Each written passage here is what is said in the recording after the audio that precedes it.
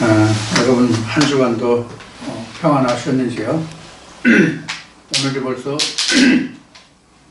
2025년 3월 30날이 됐습니다. 3월 30날.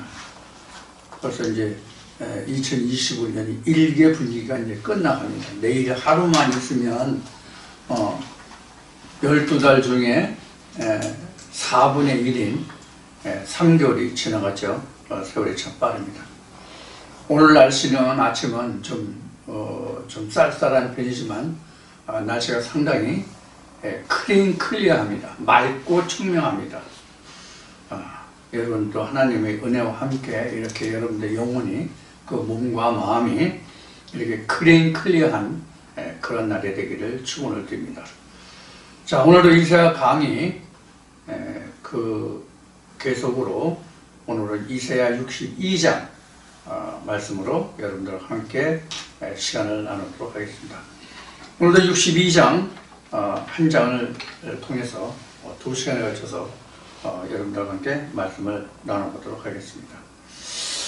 오늘도 귀를 기울이시고 이사야가 유다 백성들이 바벨론 느부갓네살의 몽해를 메고 그들이 다시 이스라엘로 돌아오고 예루살렘이 중건될 때에 그 하나님의 역사하심과 하나님의 사랑이 어떠한 것인지를 통해서 우리가 우리 예루살렘과 시온이 재건되고 중건되는 그런 아름다운 모습과 하나님의 사랑으로 흠뻑 빠지는 그런 복된 말씀이 오버랩되고 그 안에 함께 들어갈 수 있는 그런 말씀이 되기를 원합니다. 자, 오늘 이사야 12장 그 첫 시간을 시작하겠습니다.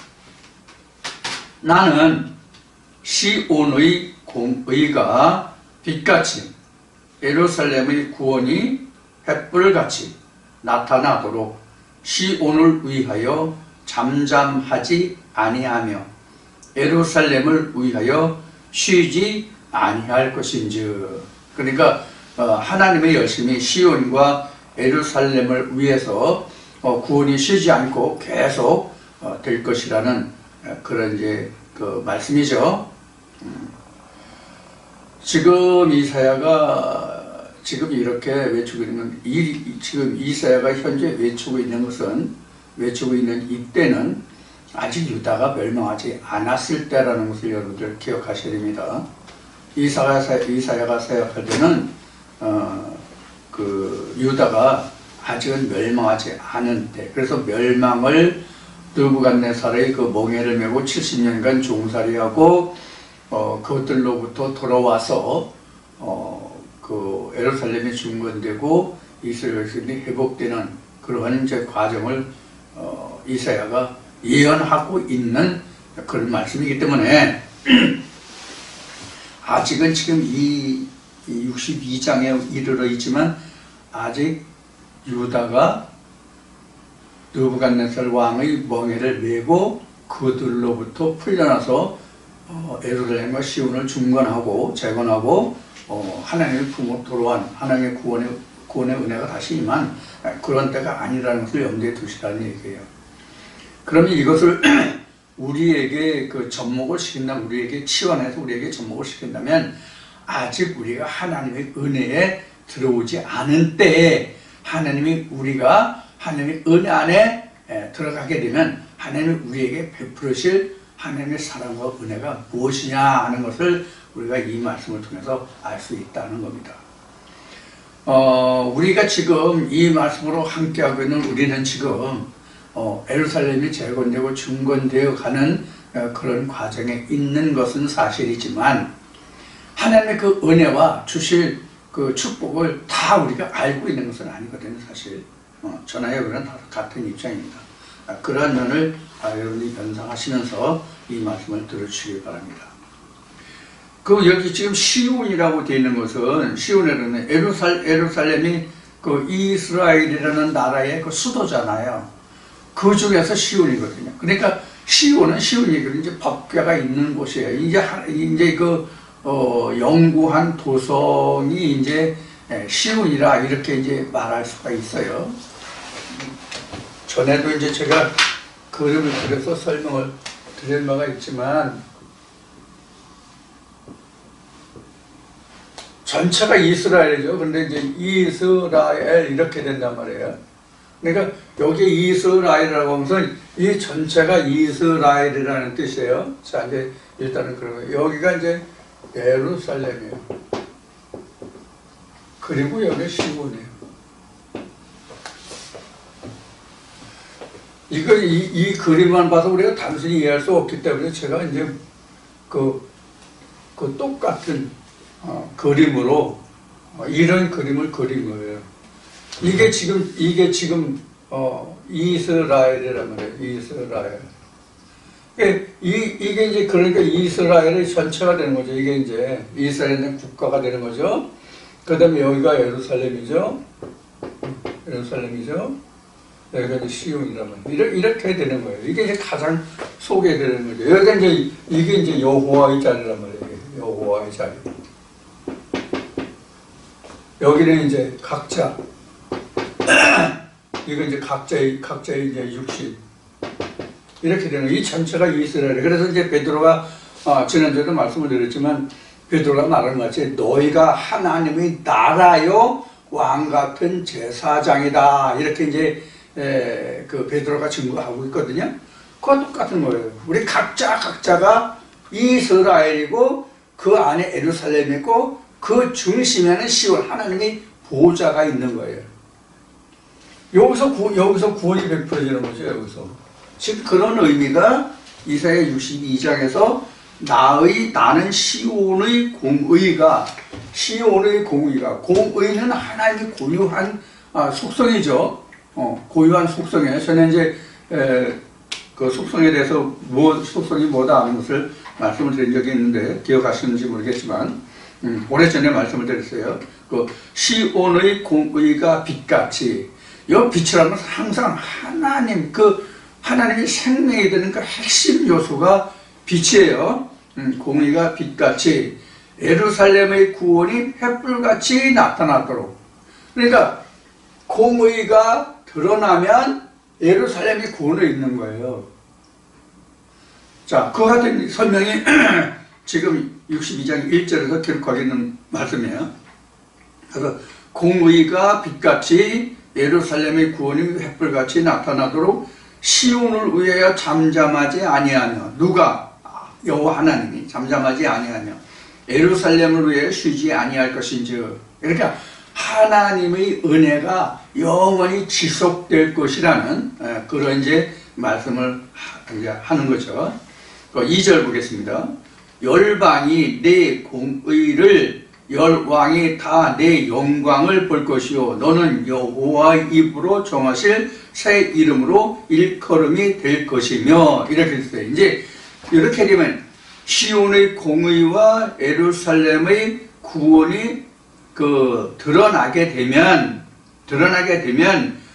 너는 새 이름으로 부름을 받을 것이다. 새 이름으로 네가 이름을 내 새 이름으로 네가 일컬음이 될 것이다. 이런 얘기죠. 자, 그러면 우리가 새 이름으로 일컬음을 받는다는 것은 요한복음에도 나오고 요한계시록에도 나오고 지금 보고 있는 이사야 62장 이 말씀에도 나와요. 그러면 지금 이 부분이 요한복음으로 보면은 거듭남이잖아요. 요한복음 3장에 거듭남이잖아요. 그럼 거듭남이라는 것을 예수가 니고데모에게 말했을 때에 니고데모가 이 나이에 지금 내가 모태로 다시 들어갔다가 다시 나올 수 있느냐 이런 질문을 하죠. 예수에게. 그러면 이 말을 들은 예수는 니고데모에게 뭐라고 했어요? 네가 이스라엘 선생이 아니냐 네가. 네가 이스라엘 선생인데 이걸 네가 알지 못하냐 거듭나야 되는 것을 알지 못하냐 이런 얘기를 하죠. 요한복음 3장에. 그러면 예수와 니고데모 사이에 이 말이 질문과 답이 오고 갈 수 있었던 것은 바로 무엇이 근거가 되냐면 지금 이사야 이 말씀에 여기에 지금 근거를 두고 있어요. 지금요. 요것을 좀 더 거슬러, 좀 더가 아니라 창세기 근원으로 올라가면 무엇과 연결이 되냐면 창세기 2장 7절에 해당되는 거라고요. 거기서부터 지금 잉타가 되거든요. 하나님의 말씀이 코에 들어와서 생기가 돼서 생명이 되고, 이것이 지금 여기에서 말하고 있는 시온의 공의가 예루살렘의 구원이 지금 이런 말씀과 같은 의미거든요. 결국은 생기가 대언해지고 증거가 되는 거거든요.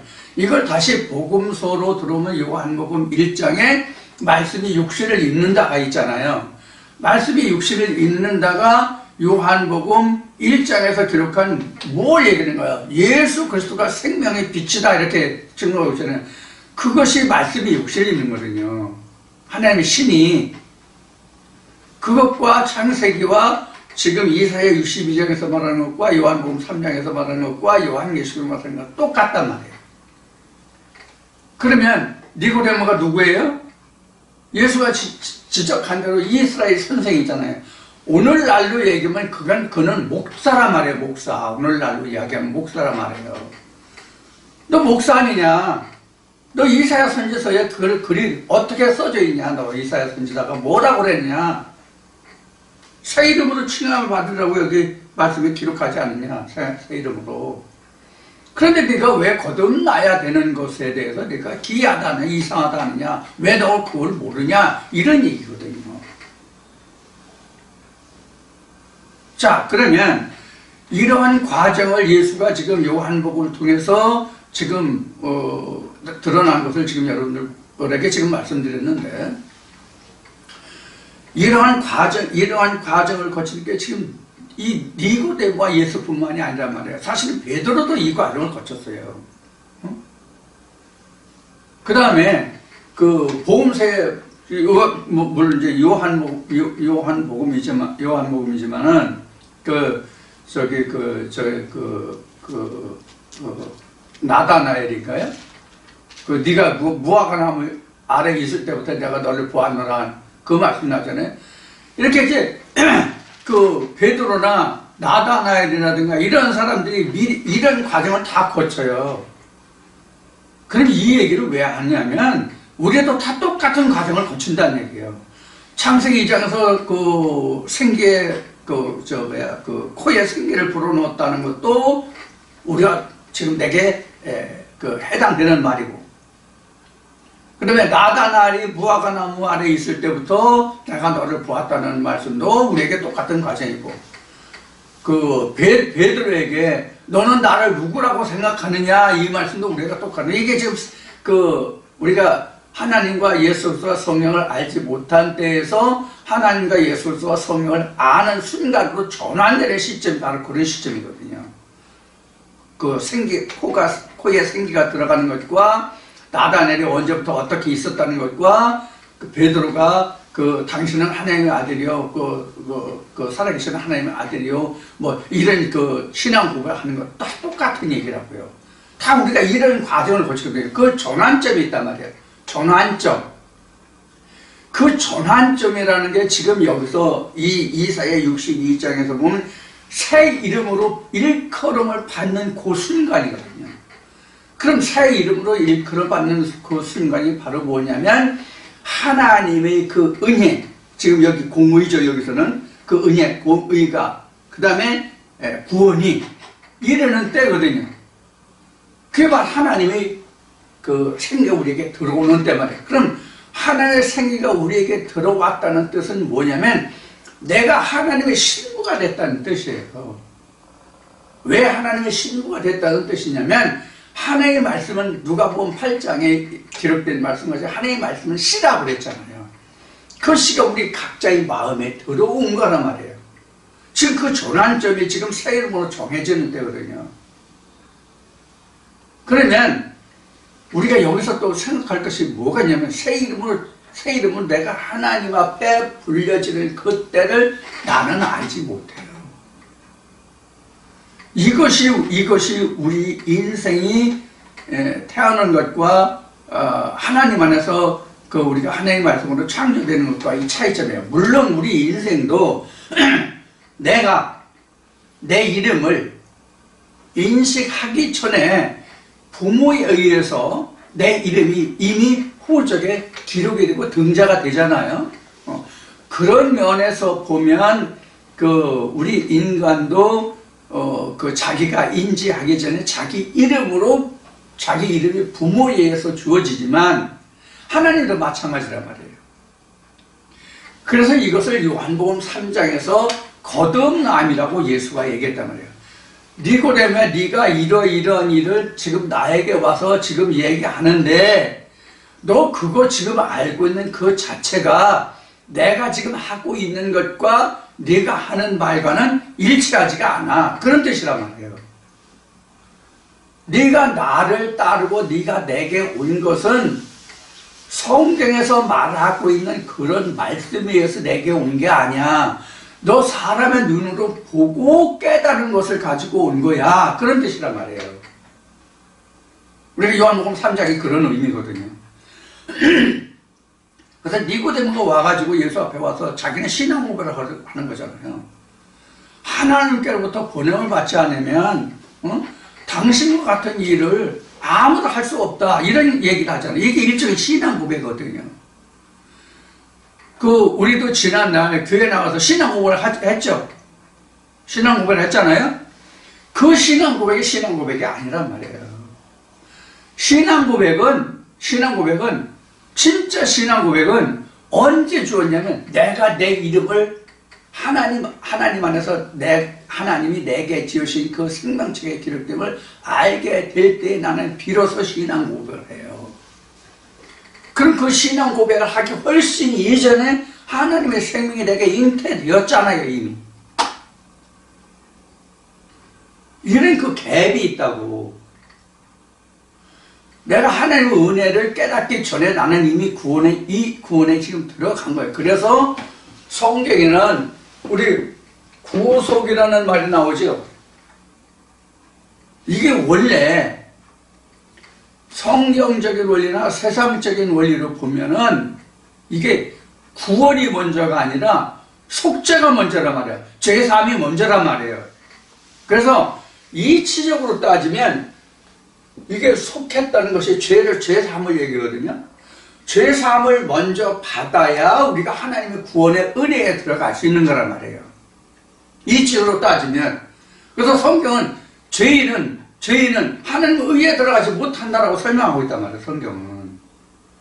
그런데 우리가 성경 역사를 보면 아브라함 믿음의 조상이라고 하는 아브라함도 그 모든 죄권을 떠나기 전, 즉 아브라함 때에 하나님께서 그에게 가나안을 약속하시고 그 후손에게 복을 준다고 약속하시고 이미 언약이 다 이루어진다고. 그 언약의 증표가 있은 이후에 하나님이 그 증표로 뭐예요? 짐승을 잡고 비둘기를 잡고 해서 쪼개고 비둘기는 가르지 말고 이런 것이 지금 나온단 말이에요. 그러니까 하나님의 언약이 먼저 있고 예물을 드리고 그 예물에 하나님이 지나가심을 보았을 때 비로소 나는 하나님이 나와 함께 하시는 걸 알게 된다. 그래서 구원이 먼저고 속죄는 나중이에요. 그래서 성경은 우리가 다 하나님 앞에 죄인이라고 그랬잖아요. 그렇게 지금 설명하고 있는 것이 창세기의 설명이잖아요. 하나님의 은혜에서 떨어져 나갔다는 것이 그 창세기 3장에서 하나님이 에덴 밖으로 아담과 하와를 내보냈다는 말씀입니다. 그게 이제 죄 가운데 있다는 얘기예요.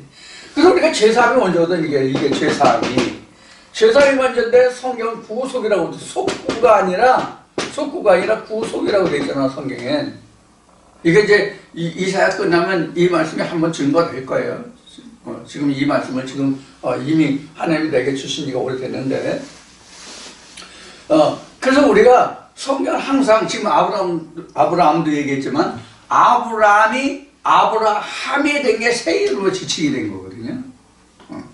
아브라함은 아브라함의 아비 데라가 지어준 이름이고 아브라함은 하나님이 지어주신 이름이거든요. 그럼 우리는 호적이 둘인 거예요. 믿음의 사람들은 호적이 사실은 둘이라고. 그래서 땅에 기록된 이름과 하늘에 기록된 이름 둘이라고, 호적이. 그럼 우리가 왜 여기 새 이름으로 일컬으며 새 이름으로 불리는 이것이 중요하냐면, 세상적으로 예를 들어서 설명을 드리면, 우리가 호적이 없으면 나의 고난이 없어요. 나의 고난이 없어요. 제일 우리가 세상에 살면서 민감한 것이 뭐냐면 물질 있잖아요. 가장 인간들이 살아가면서 민감한 부분이 물질이거든요. 이 물질에 대한 소유권을 내가 행사할 수가 없어, 호적이 없으면.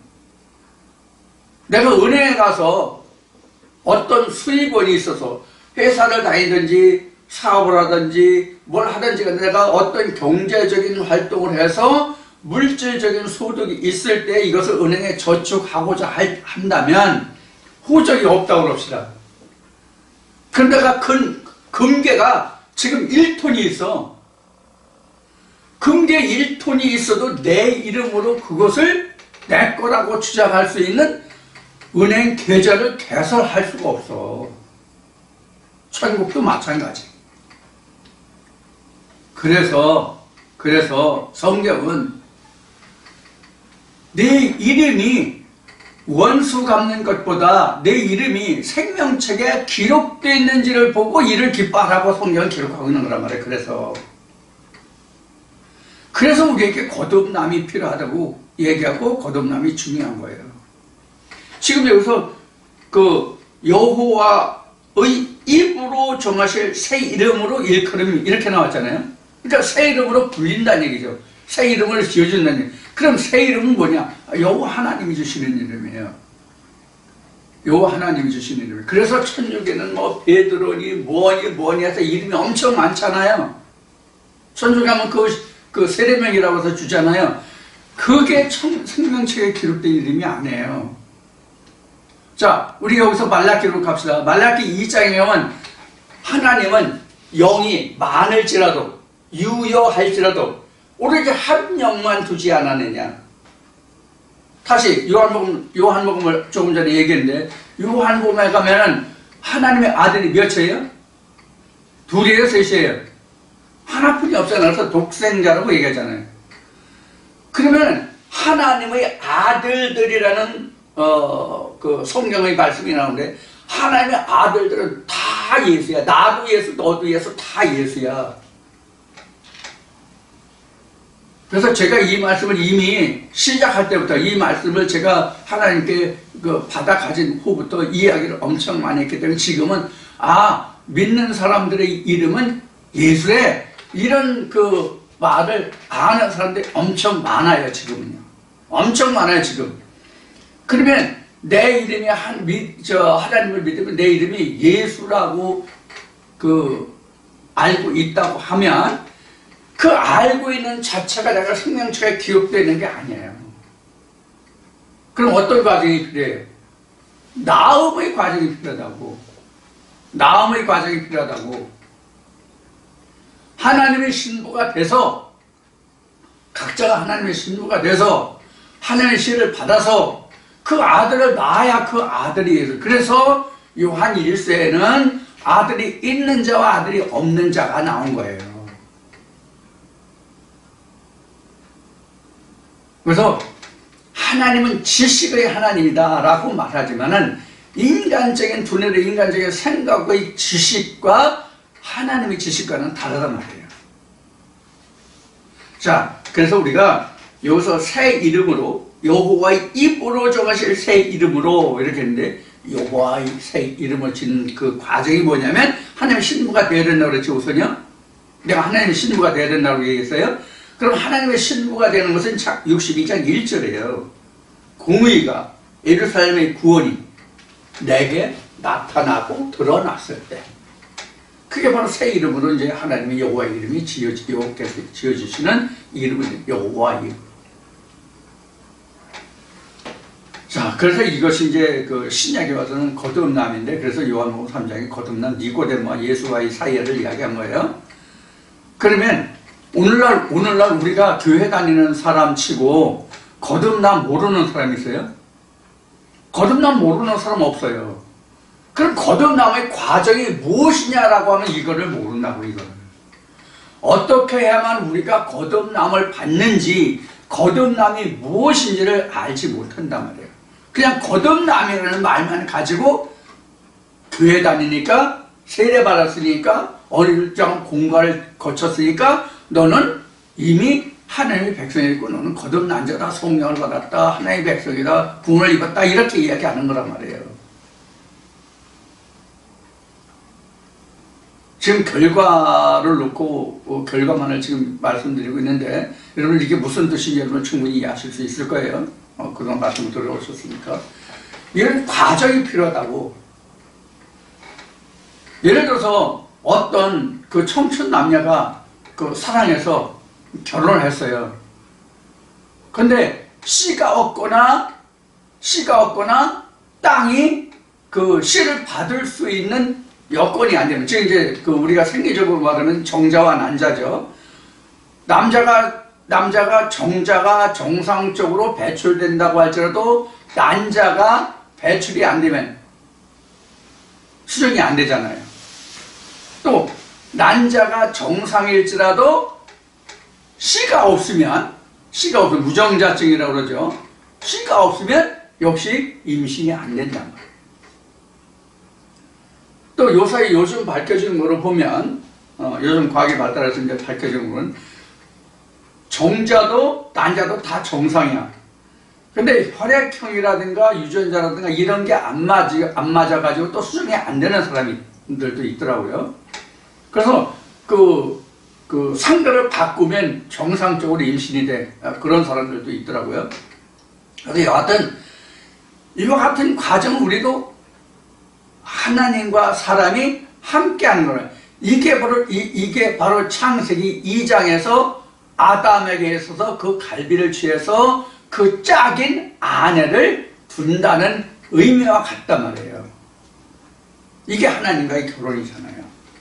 자, 그래서 우리가 이사야 62장 1절, 2절 이 두 절 말씀을 봤는데 이게 상당히 의미가, 하나님의 말씀이, 그 은혜의 말씀이 깊은 그런 말씀이 된다고요. 이제 여러분들이 이제 윤곽을 말씀드렸고 이러이러한 내용이라는 것을 말씀을 드렸으니까, 제가 지금 뭐 요한복음도 얘기하고 창세기도 얘기하고 요한계시록도 얘기하고 이제 이런 얘기를 했잖아요. 베드로 말씀도 인용하고요. 이렇게 이제 여러분들이 62장 1절 2절 말씀을 여러분들이 지금 말씀드린 그런 말씀들의 틀과 같이 많은 말씀들을 이렇게 끌어붙여서 살이 되고 이게 피가 되게 한다면 상당히 많은 하나님의 말씀이 여러분들 속에서 역사될 수 있을 것입니다. 이게 하나님 나라가 이렇게 확장되는 거예요. 자, 이 정도 말씀을 드리고 3절 보겠습니다. 너는 또 여호와의 손의 아름다운 면류관, 내 하나님의 손의 왕관이 될 것이다. 이것도 지금 너 여호와의 손의 아름다운 면류관과 그 다음에 그 하나님의 손의 왕관이 될 것이라고 한 것은 뭐냐면, 앞에 왕같은 제사장 베드로전서 말씀을 드렸죠. 바로 그것을 얘기하는 거예요.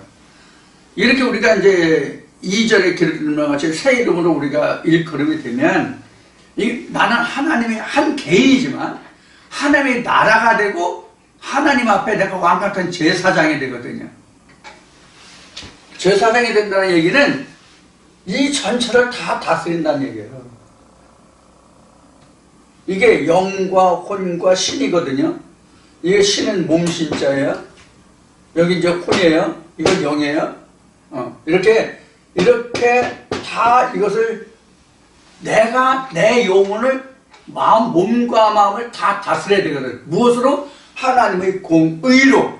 구원이 나타나면 공의와 구원의 힘으로 예루살렘 전체를, 이스라엘 전체를 다스려야 되거든요. 그러니까 너는 이 나라, 하나님 나라의 왕같은 제사장이고 그의 나라가 된다 이런 얘기예요. 이렇게 전체가 다. 그래서 우리가 각 개인이지만 그 성경에서 기록되고 성경에서 증거한 바로 보면 내가 결코 작은 자가 아니에요. 왜? 내가 하나님 나라가 됐기 때문에. 그래서 우리가 성경을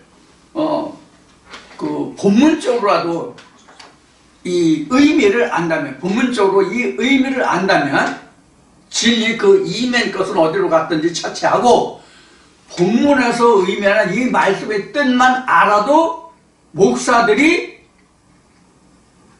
사회주의 공산주의에 빠질 수가 없어요. 이게 세상 논리로 말하면 자유민주공화라는 거거든요. 개인의 권리와 자유 모든 것을 다 보장할 수 있는, 각 개개인이 똑같단 말이에요. 물론 세상적으로 어떤 사람은 명예도 있고 지위도 있고 권리도 있고 돈도 있고 뭐 학식도 있고 이런 것은 다 다르지만 하나님 앞에서 보면 똑같은 공통된 한 개인 한 나라의 제사장이란 말이에요. 이게 자유민주주의, 자유민주공화예요. 공화라고 하는 것은, 공화라는 건 똑같이 어울리는 거예요. 공화. 똑같다는 얘기거든요, 공화. 그래서 우리가 대한민국은 자유민주주의다 이렇게 하지만 사실 이게 따지면 공화정이에요. 공화정이라는 것은 삼권이 분리된 것이 공화정이에요, 사실은.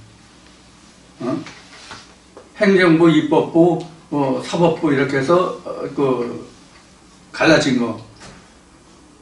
권한이 다 이렇게 분리돼서 서로가 서로를 견제해서 어느 한편으로 치우치지 못하게 하는 것. 그래서 현재 지구촌에서 가장 공화정이 정확하게 법적으로 분리된, 저정된 그런 나라는 지금 미국 하나라고 그래요, 현재. 우리 한국은 어느 한쪽으로 기울어진 온전하지 못한 공화정이고요. 이렇게 되면 또 뭐 정치적인 얘기를 해야 되니까 지금 이 정도로 그치고요. 그래서 3절의 말씀 보면 이 면류관이나 왕관이라고 하는 것은 내가 어떤 그 큰 나라에 있어서 여기서 뭐 면류관과 왕관을 쓴다는 얘기가 아니에요. 우선 면류관이라고 하면 우리가 이제 잘 아는 게 마라톤에서 그 면류관이 우리가 세상 역사적으로는 가장 먼저적인 거죠.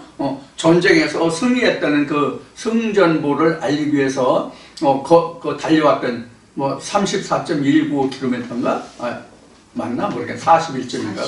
34점인가? 하여튼 그렇잖아요. 41.19m가 되는 것 같은데. 그 거리를 달려왔잖아요. 그 사람은 이제 그런 것을 상징해서 이제 면류관이 나왔잖아요. 성경에서는 면류관이라는 것이 무엇의 의미냐면 구원의 의미예요. 성경에서는. 실제로 관이 있는 게 아니에요.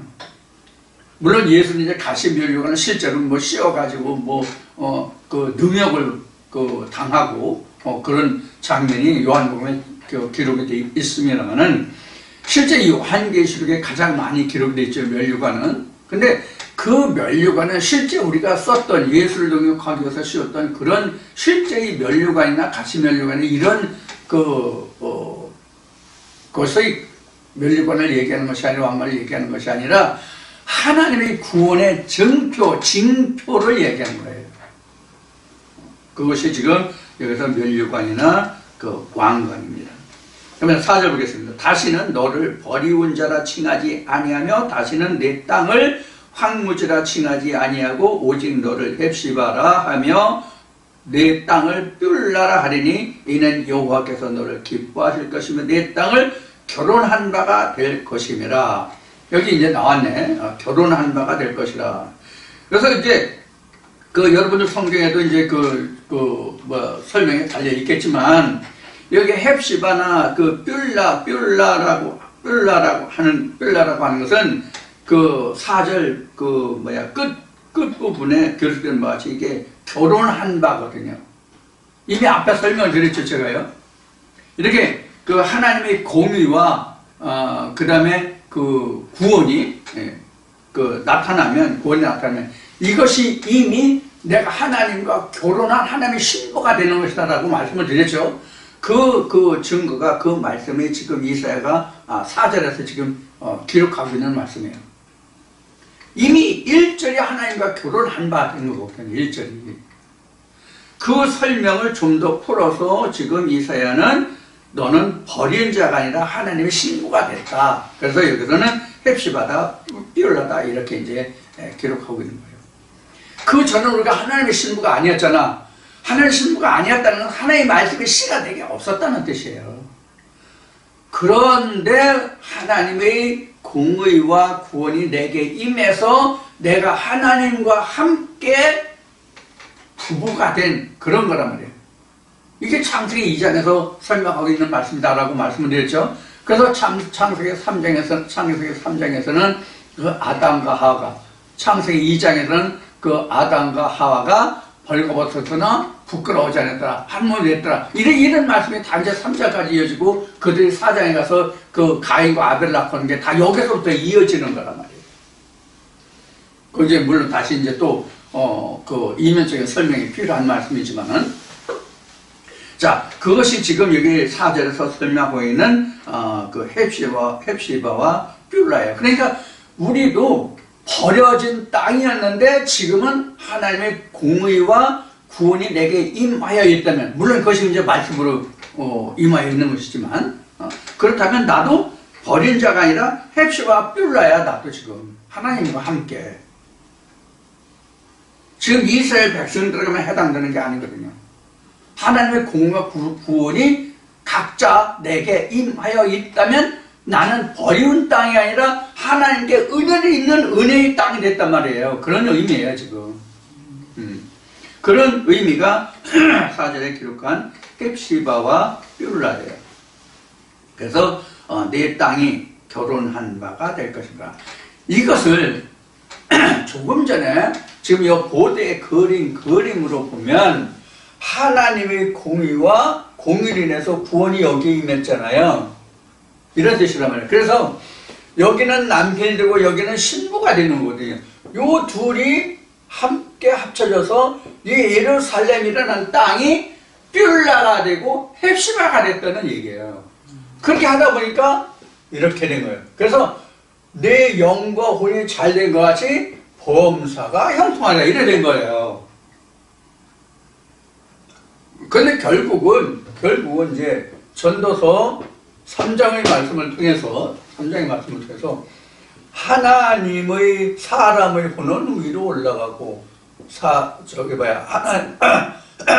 혼은 올라가고 짐승의 혼은 아래로 내려가고 이렇게 돼 있죠. 그래서 이제 영과 육이 분리되는 과정이 우리가 세상적으로 사망 죽음이고 성경으로 말하면 장막을 벗음이죠.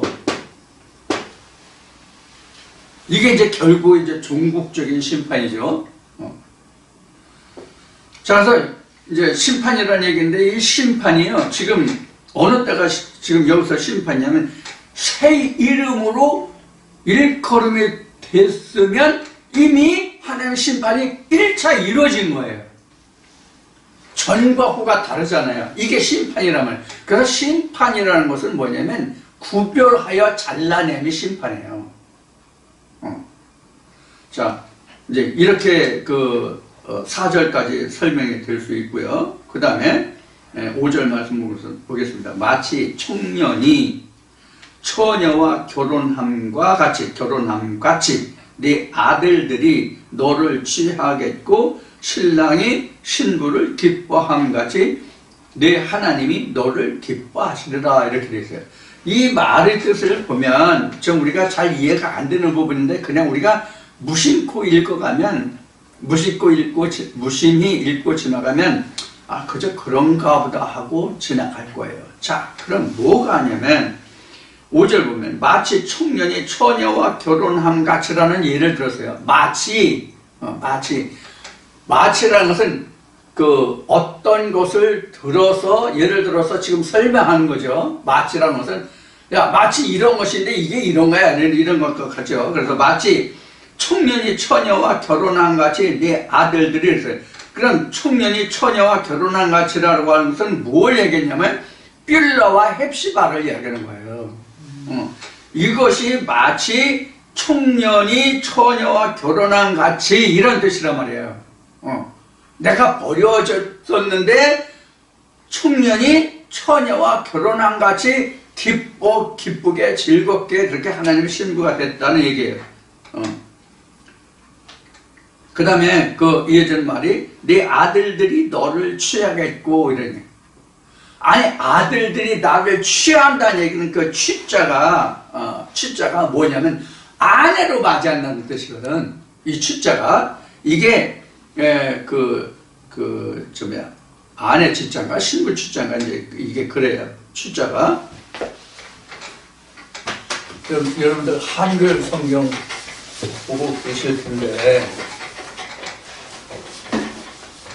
이 취자가 어떻게 되냐면 귀 이자에 또제 보면은 이렇게 되어 있거든요. 이게 이제 아내 취 또는 장가들 취 이런 뜻이에요. 이게 아내 취 또는 장가들 취. 그러면 아들들이 지금 나하고 결혼해요? 이게 말이 안 되잖아요. 말이 안 되잖아요. 아들이 어떻게 나하고 결혼하냐고. 이렇게 하면 지금 아들이 나와 결혼한다는 얘기는 아들이라고 했으니까 아내를 취할 자는 누구예요? 어머니가 되잖아요. 그러면 아들이 어머니하고 결혼한다? 그러면 왜 근친상간이야 그럼? 이게 그래서 앞에 제가 뭐라고 말씀드렸냐면 이걸 무심히 그냥 읽어가면 그런가 보다 하고 그냥 지나가는. 근데 내용을 보면 이런 의미가 된다고. 아들이 자기 어머니를 취하는 결과야. 아내를 취하는 거야. 이게 아내 취, 장가들 취니까. 아들이 자기 어머니하고 결혼하는 거야. 아들이니까. 그리고 아들이 아내를 취한다고, 아들들이 너를 아내를 취한다고 했으니까 이게 취자가. 그러면 이거 부녀가 결혼해서 사는 거예요? 이런 것들을 우리가 성경에서 읽어낼 수 있어야 되거든요. 찾아낼 수 있어야 되거든요. 이거는 이런 말씀. 이게 무슨 뜻이냐면 어머니라고 하는 것은 성경에서 어머니라고 하는 것은 나를 양육하는 자가 어머니예요. 나를 양육하는 자가 어머니라고. 그럼 나를 양육하는 게 누굴 양육해요? 육신을 양육해요? 아니고 예루살렘을 양육하잖아요. 시온의 공리에서 예루살렘의 어미가 돼서 나를 양육하거든요. 이게 실제로는 여기가 나가 되지만 외형으로는 여기가 나가 되고 외형으로는 여기가 그 내가 되지만 실제 성경으로 보면 여기가 나잖아요. 성경으로는. 그러면 여기가 나를 먹여 살리는 여기가 어미가 되잖아요. 여기가 사실은. 여기가 아들이 되고요. 그래서 말씀들이 여기를 아내로 취한단 말이에요. 그럼 여기서 뭐가 나와요? 자식이 나오잖아요. 뭐가? 아들이. 이런 의미가 5절의 의미예요. 그래서 제가 이사야를 여러분들과 함께 말씀을 나누면서 한 얘기가 하나 있는데 뭐냐면 주석을 이용하고 또 헬라어나 히브리어나 이걸 비교 견줘서 지식적으로 인간의 지식이요 사람의 지식으로 그렇게 단어적으로 설명하는 사람들은 어떻게 설명할지 모르겠지만 그건 나와 상관이 없고 즉 하나님과 상관이 없고 하나님의 말씀은 이러하다라고 그래서 말씀을 드리는 거예요. 지금 이 5절이 지금 가장 대표적으로 지금 62장에서는 말할 수 있는 부분이거든요. 어떻게 아들들이 자기 어미를 아내로 취하냐고. 이 취할 취자가 아내 취자, 장가들 취자인데 아들들이 자기 어머니를 아내로 취할 수 있냐고. 그럼 근친상간이 되잖아요. 세상적으로는 인류 역사가 워낙 오래됐기 때문에 근친상간이 없었다고 생각은 안 해요. 실제적으로. 근친상간이 없었다고는 생각은 안 하지만 있었을 거라는 이제 생각을 해보는 거예요. 세상의 역사를, 인간의 역사를 그렇다 할지라도 성경에서는 반드시 이런 일이 이루어져야 되거든. 5절 같은 말씀이 이루어져야 되거든.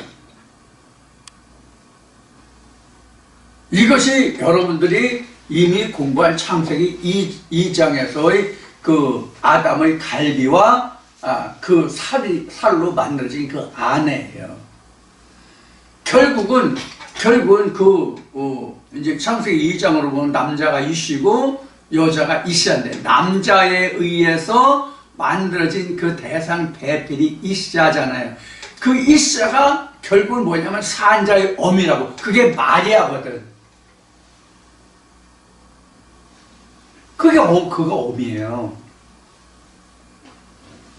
그래서 여기서 어미라고 하는 것은 우리를 양육하는 자가 어미예요. 실제로 그 어미가 그 자식을 양육하잖아요. 그래서 그 여자들이 애를 잉태해서 36주인가 동안 뱃속에 놓고 있을 때는 젖이 안 나와요. 젖이 안 나오는데 여자가 젖이 나오는 순간이 언제부터라고 제가 말씀을 드린 적이 있는데 기억하시나요? 태를 잘라야 태를 통해서 영양이 유아에게 영아에게 공급하던 것이 젖으로 흘러서 아기가 젖을 빨고 우리가 살 수 있는 거예요. 그래서 우리가 그 맘마라는 엄마라는 말이 어원이 같다라는 그 이야기를 한 적이 있는데 지금 그런 의미예요. 그래서 어미는 우리에게 먹이가 되는 거예요. 즉 양육자란 말이에요. 어미를 실제로 먹는 것이 아니라 양육자란 얘기예요. 그래서 여기서는 아들들이 너를 취하겠고 너를 취한다는 얘기가 신부로 맞아야겠다는 얘기예요. 장가들 취, 아내 집자니까. 신랑이 신부를 기뻐한 같이 내 하나님이 너를 기뻐하시더라. 자, 이렇게 되는 것이 바로 이게 결혼이거든요. 지금 여기서 요게 하나가 되는 것이 결혼이란 말이에요. 요게 내 아들들이 내 어미를 취하고, 여기가 양육자잖아요. 여기가 양육자가 돼서 여기 그 예루살렘을 양육하잖아요. 그래서 요 둘이 결혼하는 것도 이거를 빌라와 헵시바라고 얘기한 거예요. 그 설명이 지금 5절에서 좀 보충돼서 지금 설명하고 있는. 이렇게 기뻐하시다. 처녀가 처녀 총각이 결혼해서 그 기뻐한 같이 우리가 빌라와 헵시바가 되면 하나님은 우리를 이와 같이 취한다는 뜻이 된단 말이에요. 이제 여기까지가 62장 1절부터 그 5절까지인데 이게 바로 거듭남이 되면 우리가 이와 같은 하나님의 은혜를 입는다는 뜻이에요. 그래서 이렇게 되면 우리가 생명책에 농명이 된 자가 되는 거예요. 생명책에 이제 농명이 기록된단 말이에요. 이름이 기록된다. 기록할 녹자, 이름 명사에서 생명책에 기록된다. 그래서 생명책에 기록이 돼야만 요한계시록에 있는 말씀과 같이 12보석과 12기둥으로 되어진 하나님의 성전에 들어갈 수 있는 권한을 내가 차지하는 거예요.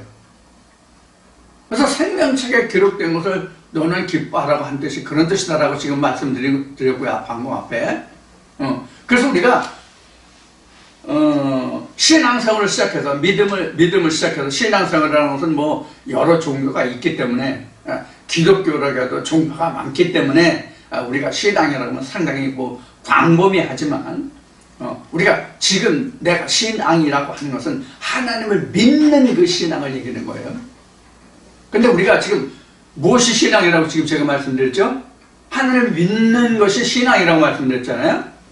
그런데 불교도 있고 유교도 있고 이슬람도 있고 뭐 종교들이 무수히 많잖아요. 기독교라도 쪽파, 실파, 대파 이렇게 파가 많잖아요. 그러면 우리가 부르는 이름은 다 한 이름으로 하나님이라고 부르고 여호와라고 얘기하고 예수라고 하고 성령이라고 해요.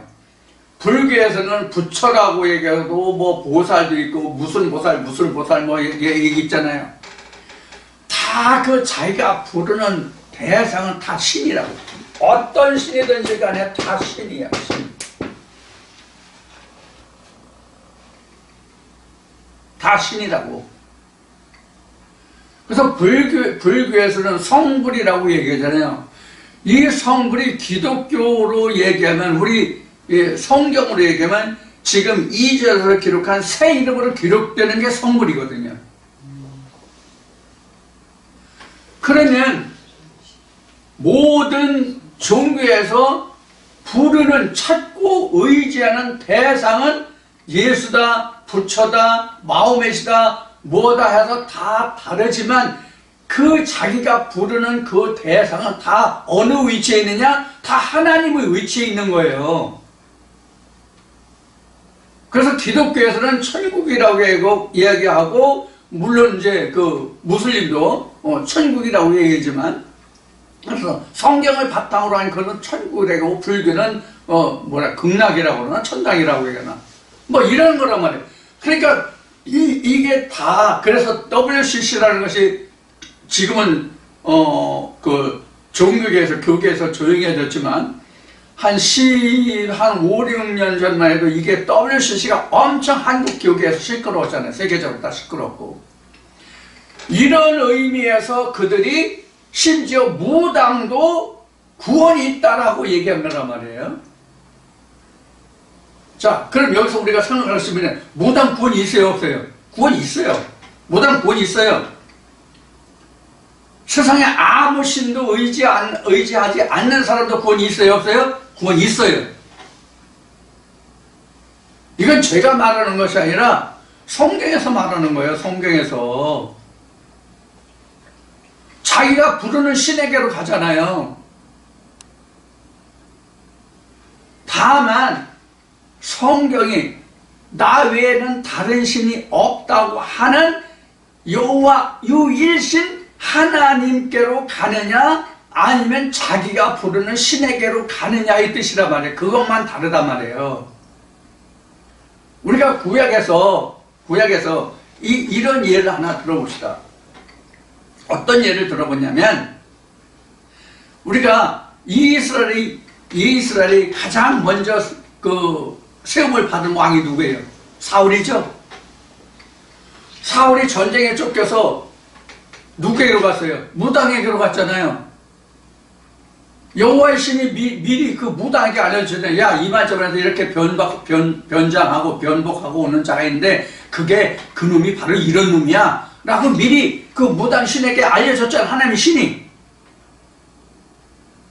그럼 그 말씀의 끝에 뭐라 그러면, 아니 이스라엘에 네가 물어보고 답을 얻을 만한 신이 없어서 내가 그에게로 갔냐, 이런 말씀이 기록된단 말이에요. 그러면 다시 출애굽으로 가서 하나님이 나 외에 다른 신이 있다고 모세에게 하나님이 말씀하셨어요? 없잖아요.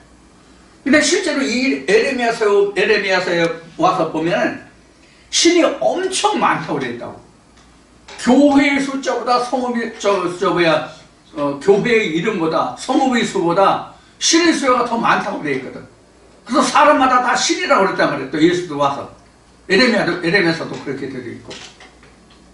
그러면 우리가 신이라고 하는 것이 하나님만 있냐고.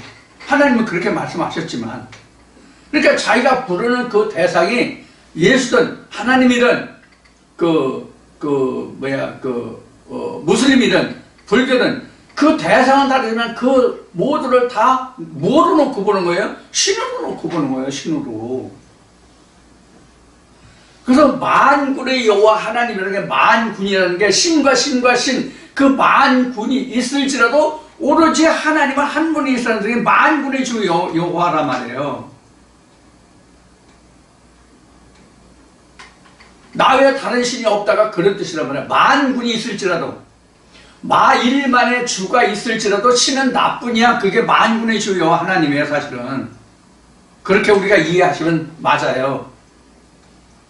자, 그래서 우리가 그 하나님의 신에게로 돌아간다는 것이 얼마나 큰 복이고 은혜인지 우리가 이 말씀을 통해서 우리가 다시 한번 생각할 수 있는 그런 시간이 됐으면 합니다.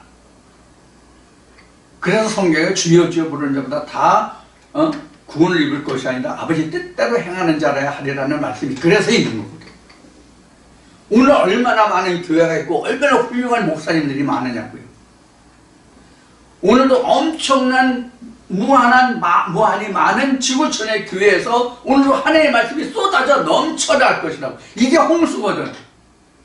거기서 누가 무지개를 보느냐에 따라서 구원이 있느냐 없느냐. 오늘 말씀까지 1절에 나온 것이 공의와 구원이 어떻게 이루어지냐가 달라진단 말이에요. 똑같이 여호와의 이름을 부른다 할지라도 누가 무지개를 보느냐. 무지개를 보았다는 것은 이사야 62장으로 보면 하나님의 공의와 구원이 임했다는 얘기거든요. 그래서 새 이름으로 지금 부름을 받는다는 얘기거든요. 이런 자만이 하나님의 구원이 있고 헬라와 헵시바와 빌라라는 말이 되는 거고, 지금 아들이 그 어미를 자기 아내를 취할 수 있는 이런 그 은혜가 임한다는 말씀입니다. 여기에는 상당히 많은 의미가 있기 때문에 말씀을 나눈다면 더 많은 말씀을 나눌 수 있겠지만, 이렇게 또 이사야 한 말씀을 또 너무 무한히 늘어뜨려서 장황하게 설명드리는 그렇고 하니까 이사야 62장 1절부터 지금 5절까지 말씀을 살펴봤는데, 여기 이제 이 시간에는 여기서 끝마치고 잠시 쉬었다가 나머지 부분을 여러분과 함께 나누도록 하겠습니다. 감사합니다.